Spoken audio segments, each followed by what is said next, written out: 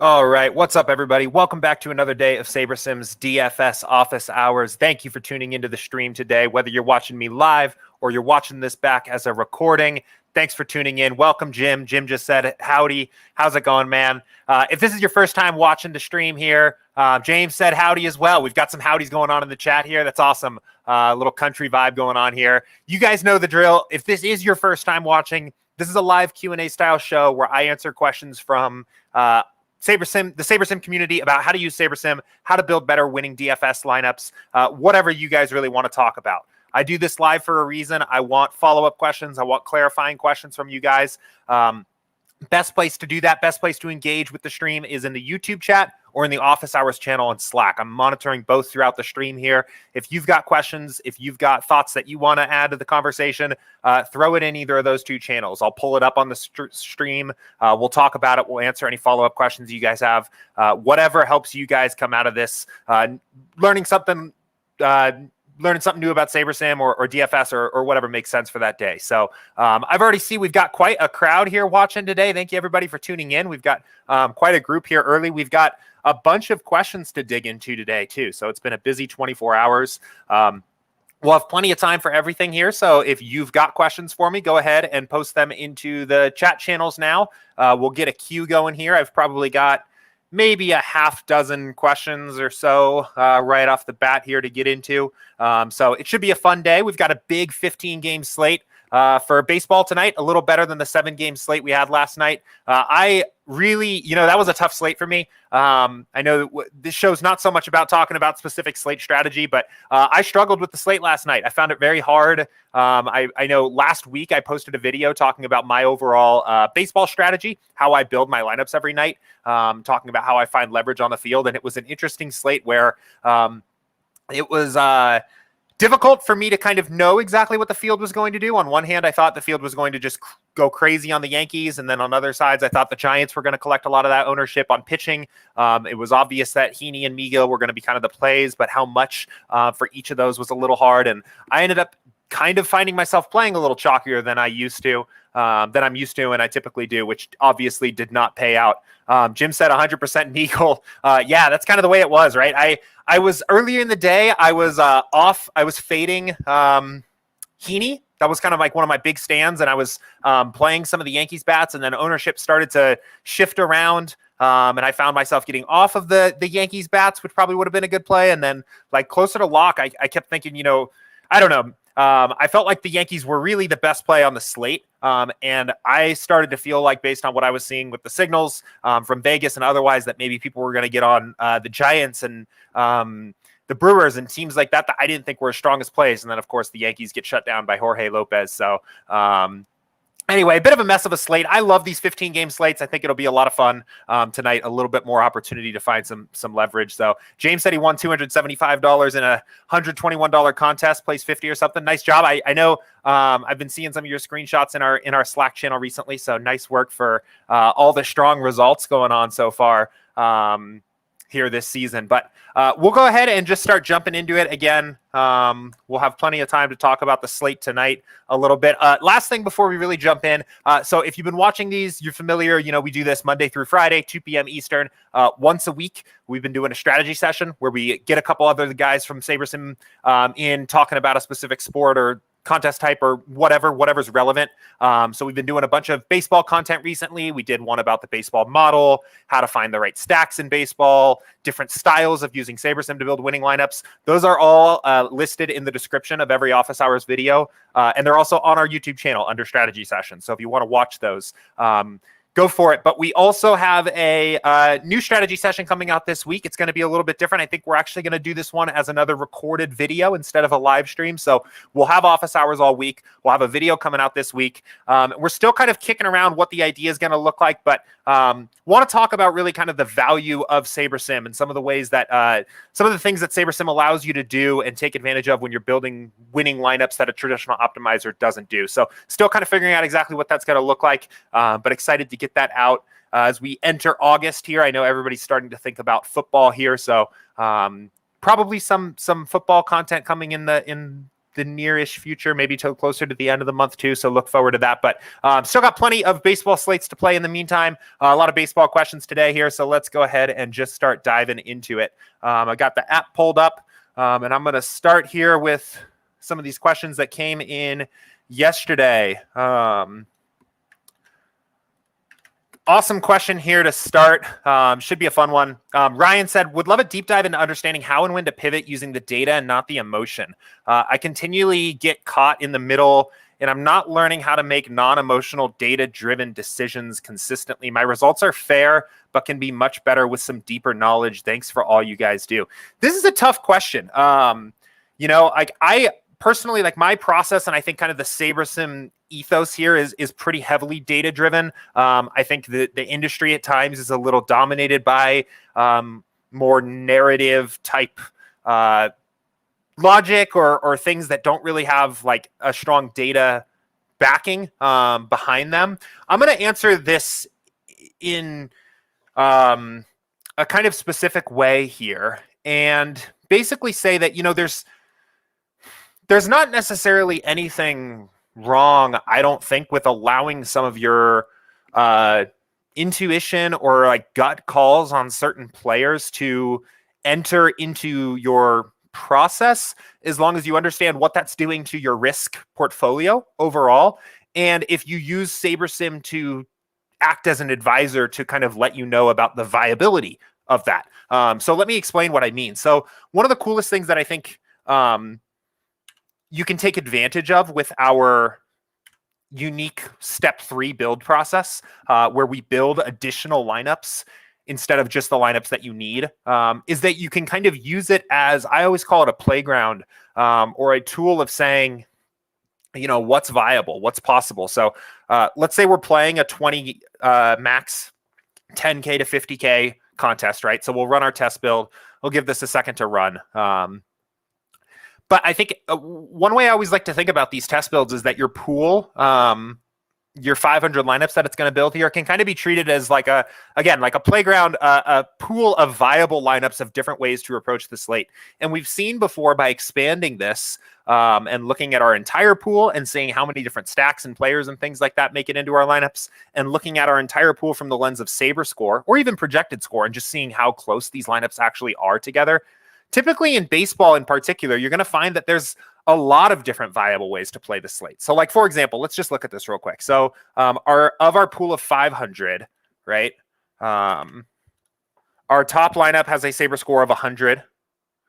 Our worst lineup has a Saber score of 75. So about 25% worse. So a little bit of a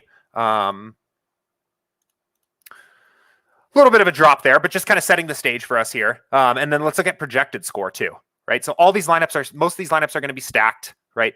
The majority of them, they're going to be generally viable for the contest, at least especially the first 300 or so of them. Highest projected score lineup is 119. Lowest projected score is 94. So we're kind of setting the stage for ourselves here, getting an idea of what the pool looks like as a whole. So now let's go ahead and say we're entering into this, and let's go back to Saber score. And I guess kind of the point I'm trying to make here is that I think you can even test things that aren't necessarily very data driven, or maybe kind of more of just gut calls against what the builder thinks is viable by trying it out, right? Let's go ahead and say that like our gut is something that's very different than what the builder wants to do. So maybe we're saying like, emotionally, I got burned the last time I was playing the Cubs, and I don't want to play them tonight. Is that a good reason to play the Cubs? Probably not. Or to not play the Cubs? Probably not. But we can test and see, like, what do we sacrifice by just full fading the Cubs, right? Let's see what it does. So all of a sudden, our pool of 20 lineups, we chop off the first 15 lineups. The first 15 lineups were Cubs lineups. That's maybe a pretty big change. But our Saber scores drop down to 95.4 to a range of 91.9. We're all playing still in the top 10 Saber score lineups. There's clearly still a lot of great lineups that we can play that are viable. We haven't even, of our pool of 500, we're at 71 is our 20th lineup in when we just eliminate the Cubs. To me, this is an indication that, like, regardless of what your reasons are, it's viable. There's at least a viable set of 20 lineups that we can play in this kinds of contest that we just completely fade the Cubs, right? Now, I think you would come from a stronger standpoint and you would find that your process is more repeatable and probably a little bit better long-term if your basis for doing this was instead, I think the Cubs are going to be over-owned for their expectation or something like that. That's probably, I think, a little bit more of a repeatable, strong process than saying, like, I got burned the last time I played the Cubs. But you can kind of, even if your emotion is leaking into your process overall, you can still use SaberSim as an advisor to either encourage you along or talk you down, right? If we continued to go here and we just continued to like fade some of the top owned plays, but also the chalkiest plays on a slate, like Wheeler let me down last time, and I like hate the Angels, and I'm just like crossing off plays. Eventually, we're going to start really diving deep into this pool. We're going to get lineups that we're maybe making some more serious sacrifices at either our saber score or our projected score, or we're eventually going to see a message that says that we need to build more lineups. And it's kind of the builder saying, okay, you're making so many changes at this point that, which again can be fine, but you're making so many changes that you are now, we can't find 20 viable lineups in the first 500 we built, and we need to kind of go back and start over. So again, like, this is an interesting question because I don't want to necessarily encourage somebody coming in here and making emotional decisions, because I don't always think that's the strongest approach to having your DFS play. But that being said, obviously, like, there can be some value to intuitive calls in your process, right? Like, part of my, if you saw my video building 150 MLB DFS lineups with SaberSim that came out on Friday or Saturday morning, right? Some of my process in editing ownership projections is a little bit intuitive, right? I mentioned that I kind of use a multiplier on teams that I think are going to be popular and bump them up. That's not something that is necessarily super mathematical, right? There's a little bit of intuition there. I don't know if it's emotional, but it's not completely data-driven. I think it's fine if your process has some things like that, right? Or if you've got kind of a general feeling that the field overweights the strength of a certain pitcher or something like that. By maybe you watch a lot of games or something like that, right? You can use SaberSim to kind of play this advisor role and test the viability of what your intuition is telling you to do with the slate and see.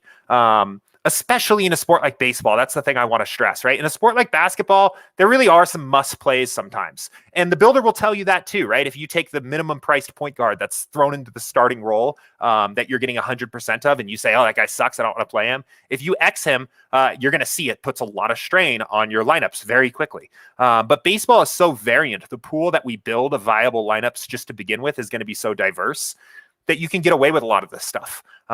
So again, I guess, like, in summary here, I would say when you can come up with stronger, like, logical, rational reasons to do something like fading a player or locking a player in, I think that's a better, more repeatable approach as opposed to just acting on pure emotion or pure intuition. But if you have those gut calls and they're important and to your process and you want to play that way, you can still take advantage of SaberSim's ability to act as a bit of an advisor for you in these test builds and test the viability of a team, right? Or a fade or a stand or something like that. Say maybe you just had a total gut call on some random team on the slate, right? I don't know, Houston, right? It's kind of an interesting one. They're playing up against Walker Buehler, but obviously their lineup is stacked, good hitting team. Like, you've just got a feeling or something like that on Houston. Another way to do this would be to run the research build that we've kind of consistently been talking about here, where you turn smart diversity all the way up and you turn ownership fade all the way down. If you're unfamiliar with this, if you haven't seen this before, what this is going to do is it's going to kind of show us ownership agnostic with ownership off and using single game simulations for projections, like what a huge pool of possible optimal GPP winning content lineups might look like at the end of the night. And you run this build and maybe see how often is a Houston stack viable, right? That might be another way to kind of test. You've got a gut emotional intuition kind of call, but you can test it against something you know is already data-driven and back-tested. I guess that's kind of maybe the real point I'm trying to get around to here, is that when you're playing with the app and you're playing within kind of SaberSim itself, you get your opportunity to kind of backstop your intuition against something that a baseball model that is back-tested, heavily data-driven, and see what it likes. And I think that's a really strong approach overall. So, yeah, really good question. Kind of an interesting one too. So thank you for asking that, Ryan. Don't know if you're watching me here today. I know you've got a couple questions in the queue for me. So either way, I'll make sure you get a recording of this. We'll get to your other question here in a moment. And thanks again for asking this one, because I think this is a good one. Jim said optimal test. I thought optimal test build was 0-0-10. There's kind of a couple different ways to do this. So, and I know there's a general confusion about this here. So first of all, this is going to show you mathematical optimals for the slate, right? So this build 0-0-10 is basically going to take a single game simulation. It's going to turn the effects of correlation and ownership off. It's going to take a single game simulation for every lineup we build of every game on the slate and print what was the optimal lineup for you after every single kind of game simulation. And this can be very useful. It can be useful to look at player exposures or things like that to see how often certain players are optimal. The problem with this is that if you turn or maybe not the problem, but something to be aware of is when correlation is off here, you're really probably not going to get any stacks showing up. So if you just want to do this from a player standpoint, that's fine. Here, let's just do one really quick. We'll just do a very small build so that you can see. Okay, so let's go ahead and look at this. So this is 0-0-10. And what we're going to see is the stack types are going to be either non-existent or very small. They're not going to actually be representative of the kinds of lineups we want to build, right? Because we've talked about this a lot here. The mathematically optimal lineup is not the goal of DFS. Beating every other lineup in the contest is the goal of DFS. So you can see here, right? This is the limitation of running the build at 0-0-10, is you're not going to get actual stack types that are representative of the kinds of lineups we want to build. So if you're trying to do like what stacks are viable, this isn't going to be the best approach, because the stacks that show up here you're not going to have enough data points, right? Now, from a player standpoint, it can be useful, but from a stack standpoint, it's not really. So if you want to look at stacks, how often certain stacks are optimal, I would say instead keep your correlation slider up and run something like this, or just set a stacking rule that says make sure that there's a 5 stack in every lineup, and then you're going to get to kind of see the viability of certain stacks. So it depends on what you're trying to do and what you're trying to accomplish. If you just literally want to just see what mathematically optimal lineups look like, 0-0-10 makes more sense. If you want to kind of see what possible like lineups that maybe are winning GPPs, or maybe if you want to do a little bit more stack specific research, I would recommend keeping correlation up or setting a stack rule or something like that to get those kinds of builds. So let me know if that makes sense, Jim. I know there's kind of been a general point of confusion about this here. And I think I've kind of created some of that because I'm talking about both of these builds. Again, I think they just kind of, there's a use case, I think, for both of these. So it depends on what you are attempting really to get out of this. So good question. I'm going to keep us rolling here.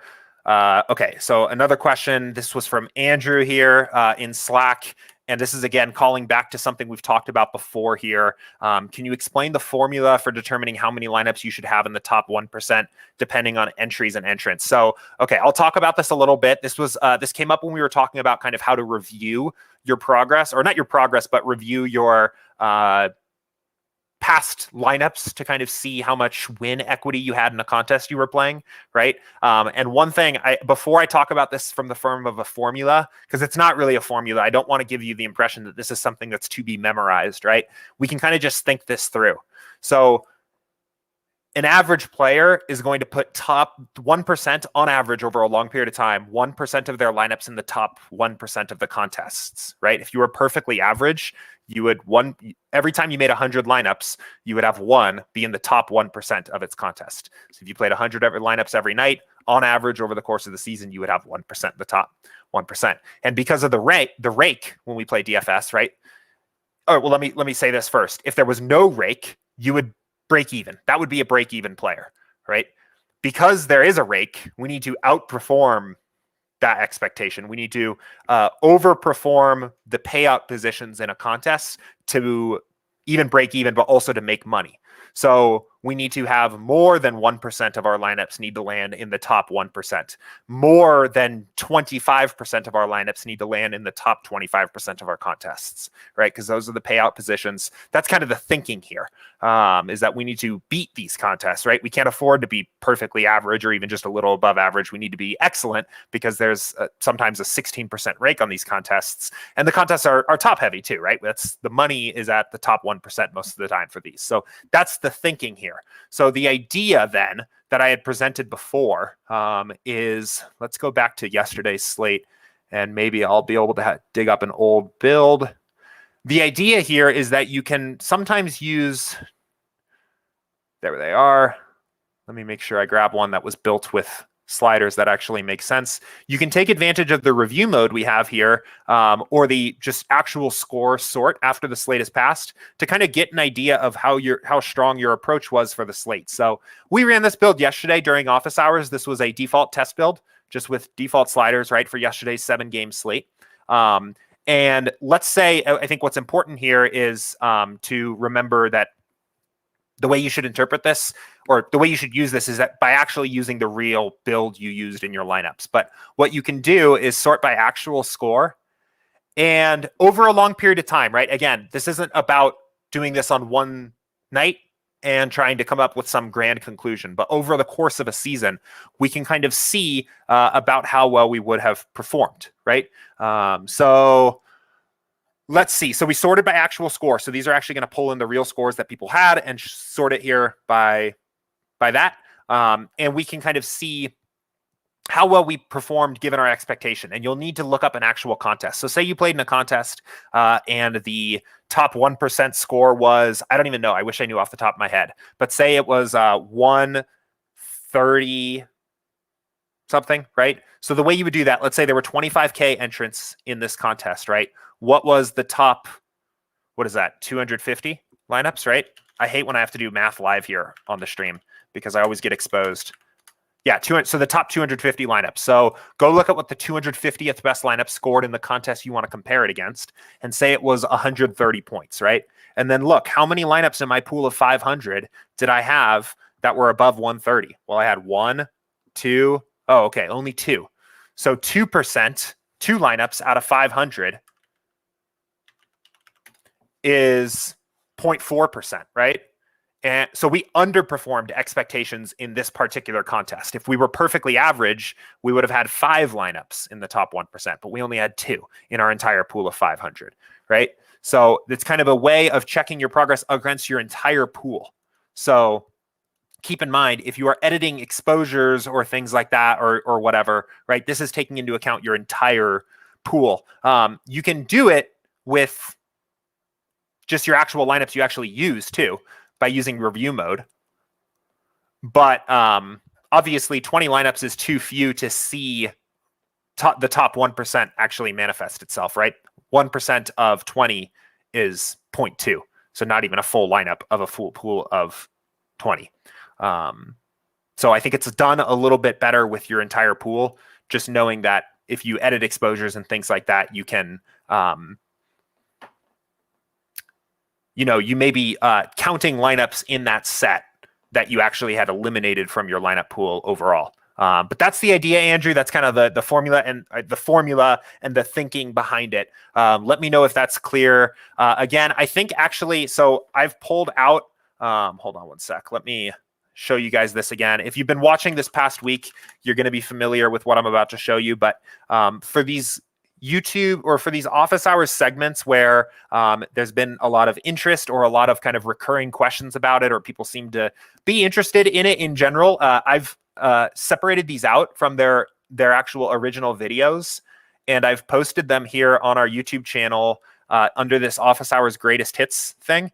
And there is one here. You can actually click on this playlist, and I actually did one for this exact kind of topic area. So this is it. How can I use SaberSim's review mode to review my process? So the first time I talked about this kind of thinking about how you could go back and review your top 1% was from a couple weeks ago, 7.5-minute video. If you're more interested in this, I would check out this video. Again, it's a previous office hours clip, but that's kind of where I talked about this initially. I think it can be useful. I was tracking my results on this for a while earlier this season. I kind of fell off.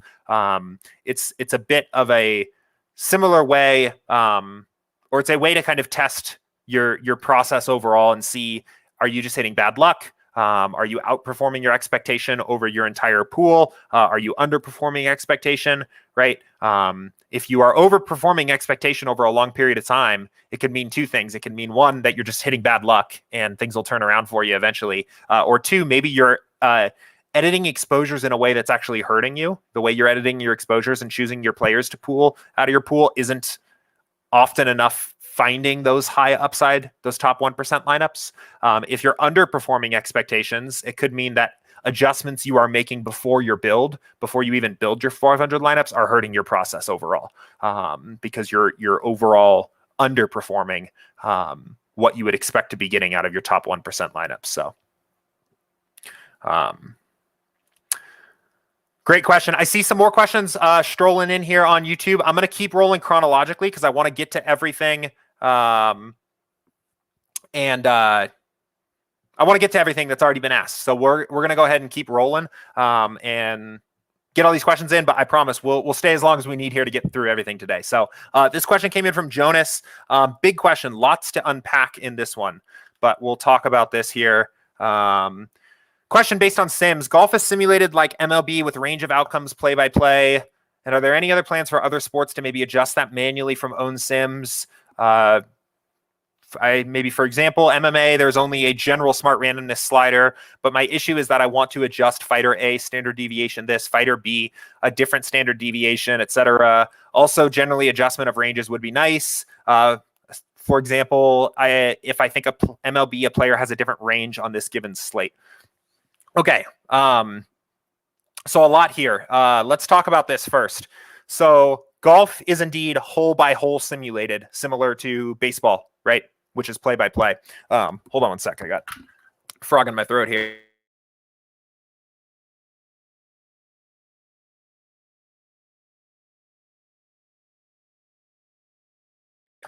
All right.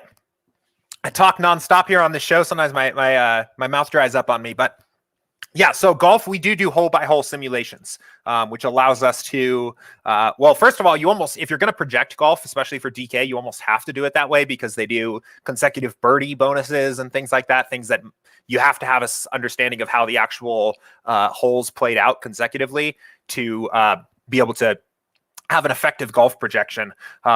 If I am lagging, somebody shout me out on YouTube. Real quick, because I'm getting a message that my internet connection is unstable. Don't know why. Let me know if I'm lagging. But so yes, we do simulate golf hole by hole.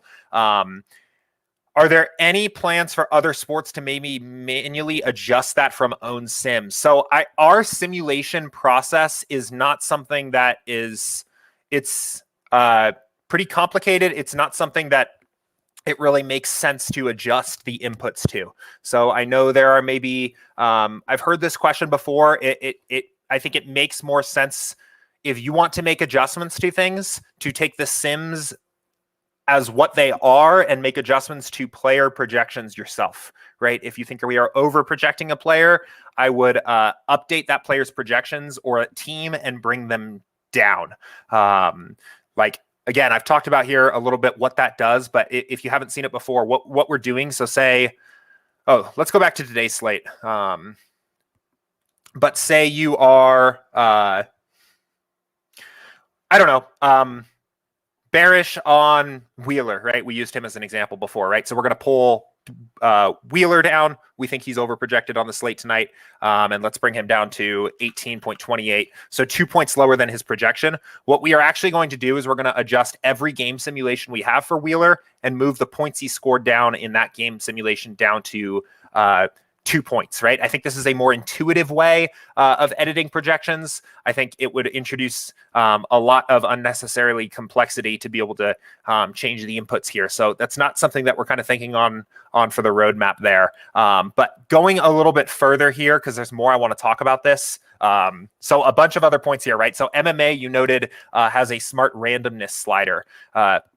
So you're going to see the smart randomness slider on sports like MMA, where we are not yet simulating the games, right? So MMA does actually use raw projections for the moment.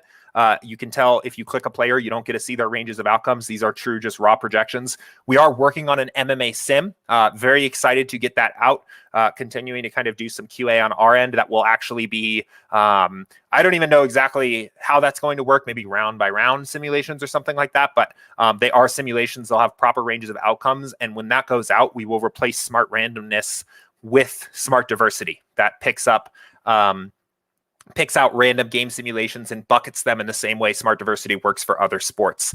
Right now, what smart randomness does is it essentially assumes a normal distribution for players, for fighters. It assumes that they are normally distributed. And this is essentially allowing you to change that standard deviation.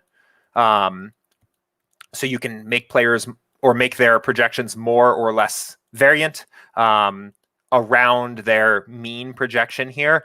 Obviously, that is a incorrect approximation, right? MMA fighters are certainly not normally distributed. In fact, their ranges of outcomes probably look a lot more like a golfer's ranges of outcomes do, because it's binary, right? A golfer on a cut event either misses the cut or makes the cut, and then they have associated ranges of outcomes with those two binary events. For a MMA fighter, it's actually going to be a very similar curve, because the fighter can either win the fight or lose the fight, and then from there have ranges of outcomes associated with each of those binary events. So for that reason, I'm very excited for our MMA sim to come out, and we will adjust it to be smart diversity when the time comes for that to be out. So I guess kind of like to answer this point here is I don't really actually think, I think for the moment, actually, I think you can use smart randomness and smart diversity in general to increase the natural variance of your builds, get more diverse players, get more diverse results, get bigger ceiling and floor, get players real ceilings and floors manifesting a little bit more in your build. But actually, like, adjusting standard deviation of a baseball player, for example, I think in the next comment you said, for example, I think a baseball player has a different range on this given slate. I mean, it wouldn't even really make a ton of sense to adjust that player's standard deviation, because these players aren't normally distributed, right?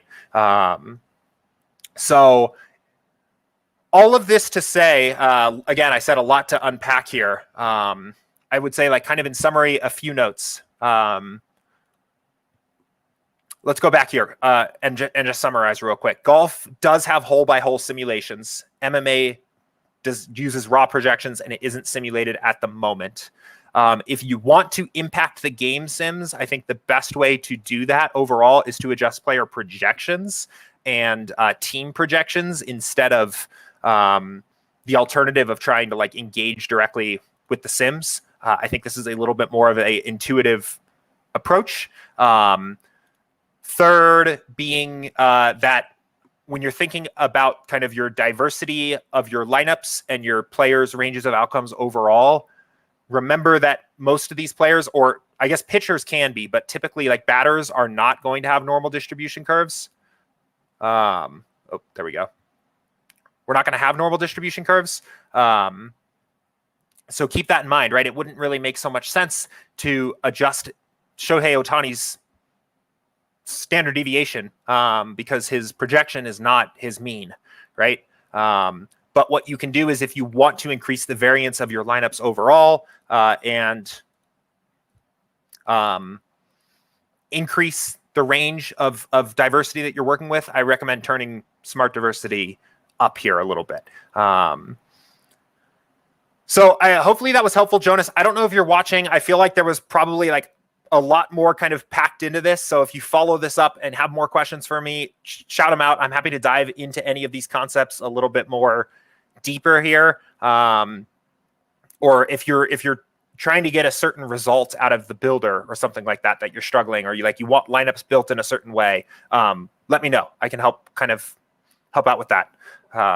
But a lot to unpack in that question there. Hopefully I kind of got to everything, and we'll keep it rolling. But oh yeah, Jonas is watching. Right on, man. So glad that was helpful, and let me know if you have anything else for me. Okay, cool. Another question from Ryan here. This is a fun one. We got a lot of questions today. We got some deep concepts to dig into, some big questions. Keep it coming, guys. I know, again, I saw some questions stroll in here into YouTube. We'll get to everything in the order that they came in, but if you've got something, pop it into the queue for me now. Let's see. Another question from Ryan. He said, office hours question, probably discussed somewhere already. What's a healthy rule of thumb on 10-plus game baseball FanDuel slates for stacks overall? After making my adjustments, I'm often getting 50% plus of a team and manually dialing the exposure back from there to usually around 30%. I don't know if that's in the ballpark of right or wrong. Prefer to not let weeks go by to test it. If you guys have been there, done that, thanks. Yeah, so I'm going to play the broken record here a little bit. Similar question came in yesterday, and I'm going to say, where I'm going to push back on this is on this idea of right or wrong here, right? This files firmly into two things. One, slate context. Not all 10 plus game slates are the same. And also your overall risk tolerance, your risk aversion, right? So let's pull up our test build again from the beginning of the day. Big 15 game slate here. There's going to be 15 game slates where one team is very well projected over all the others. There's going to be 15 game slates where there's 3 elite pitchers that make sense to be the most of your core, and the rest of the pitchers are a step down. There's going to be slates where there's 9 different teams that have a 5 run total or above, and no one has a 5.5 run total or above, right? 9, like a ton of different stacks that are viable. And what you get out of your test build is a little bit of an introduction to what the context of the slate is from the builder, right? So I'm not talking even about a research build here. I'm literally just talking about plug and play, default settings. What is SaberSim giving me? Like, it's going to introduce you a little bit to what it thinks is appropriate exposures to a certain contest. You can use it for that tool, right? So we're fairly concentrated on Cubs stacks today, especially. Okay, so maybe not. So not on necessarily the higher end stacks, but we're fairly concentrated on Cubs stacks. We have Cubs stacks in 85% of our lineup so far, right? Next is Phillies, obviously, and then kind of a clear drop down where there's like a bunch of other teams that show up, right? This is kind of what the hitting context looks like. Pitchers, same deal, almost very similar, right? 80% exposure to Wheeler. We see a little bit of Walker as the next best option, and then kind of an even spread out for the rest of the pitching things. This will look different based on what the context of the slate looks like overall. Not all slates are going to play the same way. Not all 12-game slates always play the same way where you want to do the exact same thing. So I would say what the builder is going to give you by default can be a very nice introduction to what it thinks is an appropriate exposure mix for the slate and for the contests. The contest that you selected, right? This will also look different if you select a 3 max that is 500 people. And it's also going to look very different if you say that you're playing the 150 max. Like last night, there was a 150 max 72 entrance, 100K to first, right? Your exposures are going to look very different for this too. So not a one size fits all solution here, slate dependent and contest dependent. However, from there, you can make decisions with your exposures based on your overall risk and upside portfolio or assessment of the slate, right? So Ryan, I think you mentioned here what you're doing is dialing hitting exposures or stack exposures back to around 30%. That's totally fine. I think the builder is typically going to think that's totally viable. Again, thinking about our pool as a showing us what lineups are viable overall. If we walked all of our stacks back to 30, you see we're just going to spread out. We're going to get way more exposure to different stacks. And the important thing is to just recognize what you are doing when you do this. What are we doing? We're spreading out our risk. We're getting more diverse lineups. We're getting more diverse stacks and teams in our lineup pool overall. And it's going to mean that we're going to be a little bit more spread out. Our outcomes are going to be a little bit more spread out. We're going to have some lineups that min cash, some lineups that maybe 2x, 3x or something like that. We're going to have a handful that don't cash at all, but it's unlikely that when you look at the end of the night, when you look at all your little lineups on the curve of how everyone performed in the contest, it's unlikely that they're all going to be grouped really tightly together, right? You're going to probably have this spread out form of outcomes where you have lineups that are in the bottom 10% and the bottom 40% and the top 50% and the top 25% and maybe the top 10%. And that reduces your risk, but it also limits your upside a little bit because it makes it very easy for you to be on the right team. And even if maybe your most exposed stack, like someone like the Cubs, is the right stack to have, you've only got 6 lineups to do it. It's very easy that you could have these 6 lineups, or even if you built 150 and you still did this 30 cap, right? And you had, what is that? Here I go again. Jordan getting exposed for math on the show. 45 lineups with Cub stacks. You still may not put all the right pieces together to win that contest. If you've had a top 1% or a top 0.1% lineup before, you know very clearly like how close you can get and have it really not pay off, especially in some of these top heavy contests. That would be the argument to being very heavily concentrated, right? If you're trying to winner first or last or something like that, really the way you're thinking about your contests, you would maybe want to be concentrated as opposed to unconcentrated in your lineups and just try to be right once, really, like once a season, and have 20 shots or have a bunch of shots at it to take it down. Right? Somebody that was playing a more concentrated approach might say, okay, the builder's telling me that the Cubs are the most viable stack for this kind of lineup contest tonight. Forget it. I'm doing this. And I'm giving myself 20 shots at it. Okay. And now here's a response from the builder saying that it actually doesn't really want you to do that, which is surprising to me because it should. It should have 20 Cubs lineups if we have 85 already.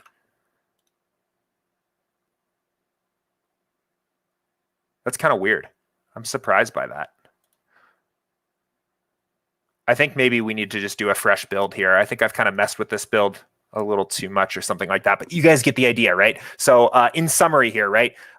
Definitely not all slates are the same. Not all contests are the same. So starting with a test build with your default sliders for the contest you're playing, for the slate you're playing, is going to give you an idea of what kind of exposures make a lot of sense, according to SaberSim as an advisor. But then secondarily, again, not so much an issue of right or wrong. One of these things is not like going to probably lead to a higher profitability long-term. Maybe it will. But what instead you're going to see is you're just going to see a spread. You're going to see either where you spread out your exposure, you're going to have a flatter kind of curve. You're going to lose less and win less on one slate comparatively. With a more concentrated player portfolio, you're going to be more condensed, right? You're going to lose more when you lose, and you're going to win more when you win from being right. So great question, though, and always a good one to kind of go over here. So awesome. Cool. Let's see. We're 42 and a half minutes in or something in here. I've got a couple questions that came in from support. So I'm going to hit those real quick. And then we will hit some of the questions that I see sitting in YouTube chat. So let's keep it going here. This will be a quick one. Again, similar theme, a lot of similar themed questions here today. This question came in from support here. And this question says, what should I focus on when picking players for baseball? So kind of a broad question, lots to talk about here. I'll talk about this here as kind of an introductory approach. And what I think the best approach here to do is to, again, run the build on default settings and get familiar with what the builder is giving you by default, right? We're going to use our projections. We're going to use our ownership projections, and we're going to use what we feel like are the best settings for your contest. So let's say you're just playing a single entry and it is 1,000 to 10,000 people. Let's go ahead and have it build us 10 lineups so we can get an idea. And let's take a look and see what the builder thinks is viable, right? We're going to get a lot of options here to work with. The coolest thing about SaberSim is because we simulate every game play by play and then use these back-tested, data-driven build settings for your contest. You don't have to have this feeling of needing to go in and lock core plays or pick your stack based on gut call or anything like that, right? We can look and see what we're getting from our lineups, running a test build is what we call it, and then make our decisions from there. So again, we're looking at 10 lineups, our first 10 lineups that the builder thinks is viable for a 500 person contest or something like that on the slate tonight. You can see we're getting certain signals from the builder, right? This might be an indication that Zach Wheeler is a very sharp play, a very optimal play for a contest of this size. We're getting 100% of him in our first 10 lineups. We can look at our stacks and see that Philly is a team that at this point in the day is a very viable or optimal stack, right? From there, though, we have certain decisions. We have a few other pitchers that leak in here. Builder seems to think that there's a lot of ways to go at pitcher. There's a couple different ways to support that Philly stack. And then obviously probably a pretty big mix of different individual players in the stack showing up here. So when you're thinking about how you're going to approach a slate, I think the best thing you can do is always start by running this test build. Use the contest settings that you're using for your game tonight. So I use an example of a single entry 500 person contest. Maybe it's maybe you're playing that 5-cent contest that they have on FanDuel that I think is 150 max and typically like probably over 50K. So you could still do it like this, right? So maybe you're playing on FanDuel, you're playing the 5-cent 150, the piggy bank or whatever it's called, something like that. You can go in and do your test build there too, 150 lineups, over 50K, and run a build at these settings and see what is viable. So from there, you can kind of make some adjustments to your exposures that you think is appropriate, move things around, whatever you want to do. But that's the best way to start, I think, when you're thinking about approaching a slate from the ground up. So very good question here.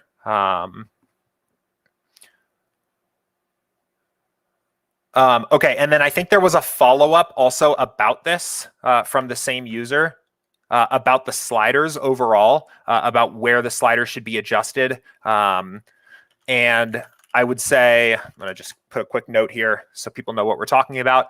If you're still getting familiar with SaberSim overall, not super used to the tool yet, what I would recommend is sticking to the default values for these sliders to start. I think the best place to apply your kind of twist on the slate and make your adjustments is in step 3 after you've run the build by tweaking player exposures according to how much you want to have of a certain player, right? So let's say we were actually, this is going back to our build on DraftKings we ran a second ago. Let's say we were actually going to use 10 lineups tonight or something like that.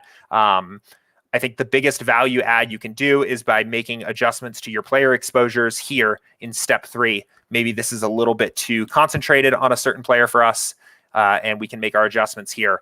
I think that's the biggest value add. These sliders are data driven. They are back tested. So the way we do this is we'll take real contests that actually took place on DraftKings, build thousands of lineups at every combination of sliders that we can, and see what has the highest, most positive expected value across different slates at these different settings, right? So they are truly back tested. They're data driven. I think there are reasons to adjust these up or down as you see fit once you get familiar with what they are doing. But to start with, this is probably not the best place to move things around, not the greatest value add you can find to the product. I think the best place you can do that and leave your mark on your lineups yourself is in step 3 by adjusting player exposures and things like that. So hopefully that was helpful. Again, I don't know if I have a name for this user, but I'll make sure you get a timestamped recording of this. And if you have follow-up questions, just let me know. So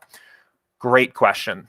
And then another question here was about kind of limiting how many players per team you're getting. So this question said, "Hey Jordan, how do I run a projection?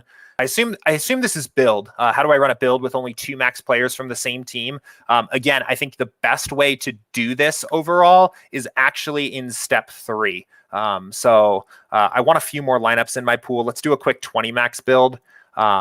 You can do this while I'm here a little bit with your stacking rules. So for example, let's say you're playing 5 stacks and you know what teams you want 5 stacks for already. You can go in here and set a stacking rule and remove the teams that you don't want to show up as a 5 stack. And it's going to do this, just keeping in mind that it's going to do this for every lineup, right? So every single lineup is going to have a 5 stack of these teams that you've decided here. If you know you want to play 3 stacks alongside that and every lineup is going to be a 3 stack, you can add another rule and maybe it's the exact same teams that are in your 5s and 3 stacks. Maybe it's not, whatever. You can set that here in the stacking rule. This is a kind of more of a brute force method, right? This is going to establish the rule beforehand and all the lineups are going to be built this way.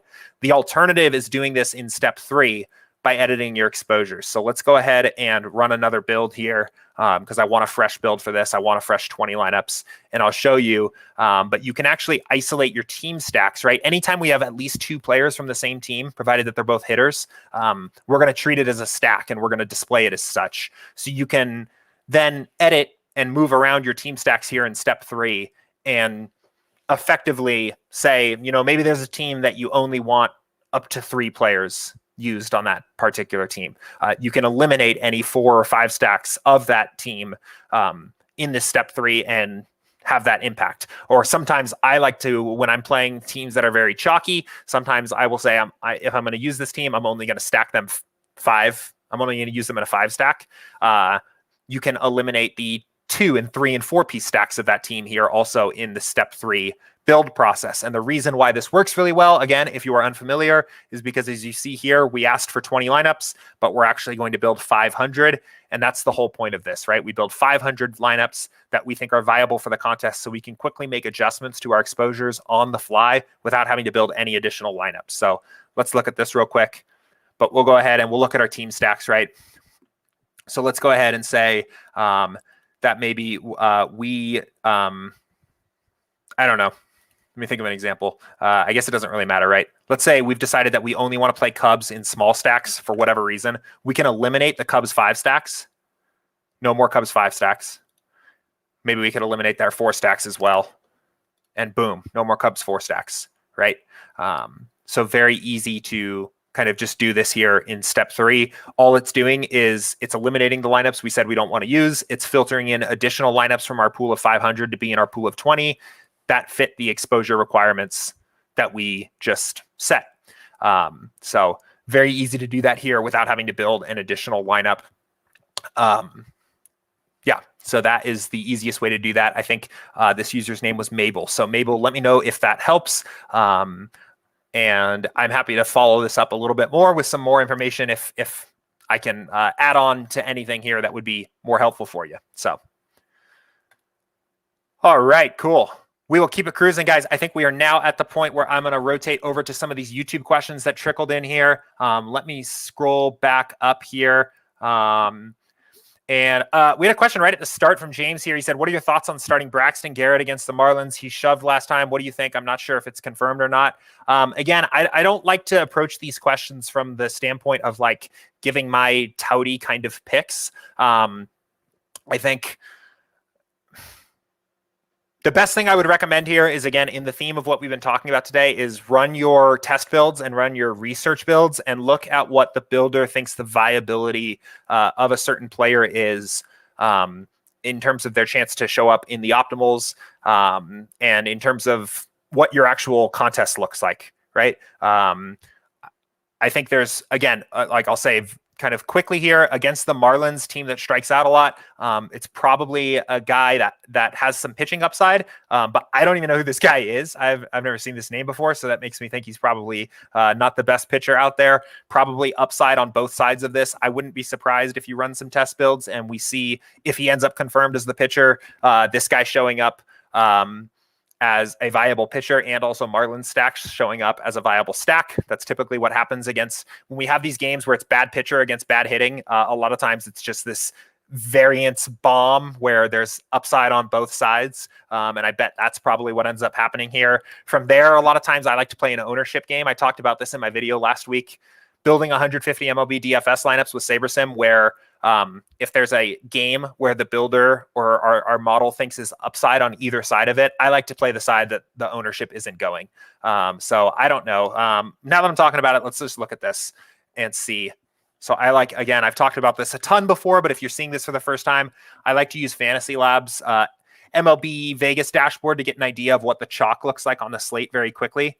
And okay, so like I'm seeing off the bat here, if indeed this guy is the starter against the Marlins, if their team total is actually going to stay at 3.6, I suspect he's going to be a chalky pitcher. Is this guy even in the pitching pool? Is this guy actually the starter? Okay. So maybe we're just talking about nothing here because we've got Taijuan Walker against the Marlins, and we do have Taijuan Walker as being a chalky pitcher. But maybe at the start of the show, something has changed or something like this, but it doesn't seem like this guy, Braxton Garrett, is actually, he's showing up. Oh, okay. So it seems like it's twisted here. So it's Braxton Garrett against the Mets. Okay. So I'm curious, like, how are the Mets projecting? How is the field going to think about the Mets tonight? 4-5. So kind of a median team. I don't know. I'm not going to stick on this for too long. I would say run your test builds, run your research builds, see what the builder thinks where the upside is, see what the viability of these guys being in the optimal lineups is. Again, there's going to be 30 pitchers on the slate tonight. So it may be that there are plenty of other pitchers that possess more upside at a similar ownership that even in 150 lineups, you don't need to get to this guy, Braxton Garrett, very much. But it does look like at the moment he does grade out as one of our top 5 pitchers point per dollar. So definitely maybe possesses some values. So I don't know. Interesting. But again, my goal here is not to tout and not to pick plays. I want to give you guys the tools to make these decisions yourselves. So I would definitely recommend using some of these tools we've talked about, research builds and things like that, and see what makes sense for you tonight. Okay, let me see. I get thrown off because I post my own questions that I'm answering here in the middle of the queue and I miss things. But I think the next one here, I saw this came in from Jim about a half hour ago now as well. Predominantly a single entry player, no time for MME. Is it viable to just get a lineup you really like and stick it in 5 contests, or is the diversity of more lineups more viable? I would say if you're only playing 5 contests, go diverse, right? Especially if the contests have similar payout structures and are at similar roughly prize levels or price points. Sorry. I think it's going to be way better for your kind of bankroll and lineup portfolio over a long term to just build 5. Again, I think you can take advantage of the exposure editing. And even if you're used to playing a single entry, kind of make an adjustment there to jumping to playing 5 entries, even if they're 5 single entry contests, but playing 5 unique lineups pretty quickly. The 3 max sliders do a really good job of that, of giving you an appropriate amount of exposure to certain teams. And I think they're a very strong way to make an adjustment from thinking about I'm a 1 lineup guy, I play 1 lineup every night, to I'm playing 5 lineups, because it'll do things like, maybe you have the single pitcher that you're going to play in all 3, who I suspect is Wheeler. Probably going to be a lot of Phillies and Cubs as we're seeing at this point. But it'll show you kind of, here's some ways that you could build 3 to 5 unique lineups, right? So let's bump this up to 5. So yeah, you can kind of see, right? You get this idea of like, if you were building a single lineup, maybe it was Wheeler, Bueller, and Phillies and Boston. But now we've got 5 lineups, right? So we're going to do 4 different Bueller lineups, but we're going to mix in this other pitcher pool. We're going to start getting some more diverse stacks in here, right? The smart diversity levels that are set for some of these smaller entry limit contests, set your exposures at a way that I think is very manageable, makes a lot of sense for the contest, and can be a really good jump from a single entry to multi-entry. The whole point of multi-entry, and the reason why we recommend our users to play multi-entry, is to spread out this risk, right? It's not going to be, you play a single lineup every night, you got 1 bullet, right? You're either not going to cash, or you have this various payouts if you cash, right? But you can spread out your risk overall over a long period of time by playing more lineups.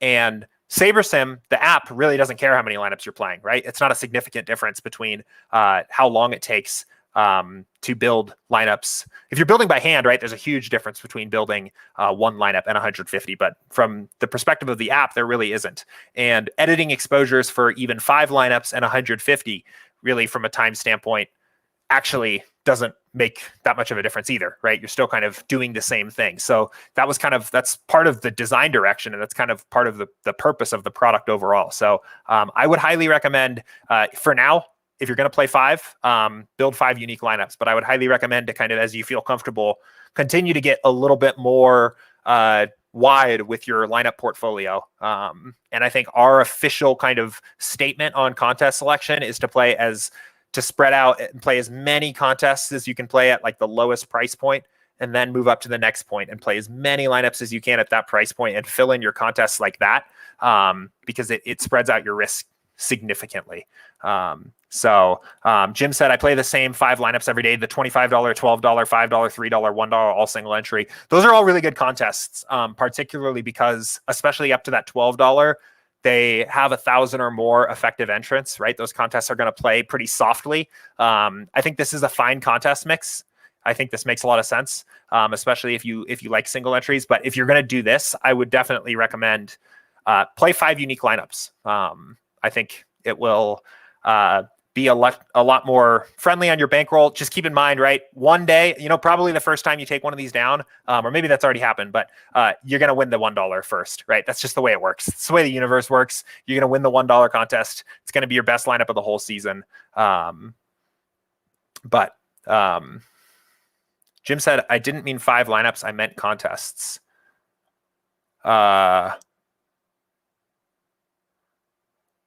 I assume not from your original question, right? This question was about lineups. I assume you were talking about lineups. There's not going to be, I guess, from the standpoint of contest, there's not going to be a huge difference between playing one lineup in like a $100 single entry versus spreading it out identically in 5 different contests. I wouldn't do that. I would definitely explore the idea of playing 5 different lineups spread out along these 5 different contests. And I think that's what you mean, but let me know. The same 5. Yeah. Okay. The same 5 contests every day, not lineups. Yeah. Wouldn't want to play the same 5 exact lineups every single day. That wouldn't be a good idea. But cool. I think we're all on the same page here. Really good question. And again, I think that's a fine contest selection mix, again, because these contests are all going to do really well from an effective entrance standpoint. There's 1,000+ unique bodies in all of these contests. A lot of soft competition there.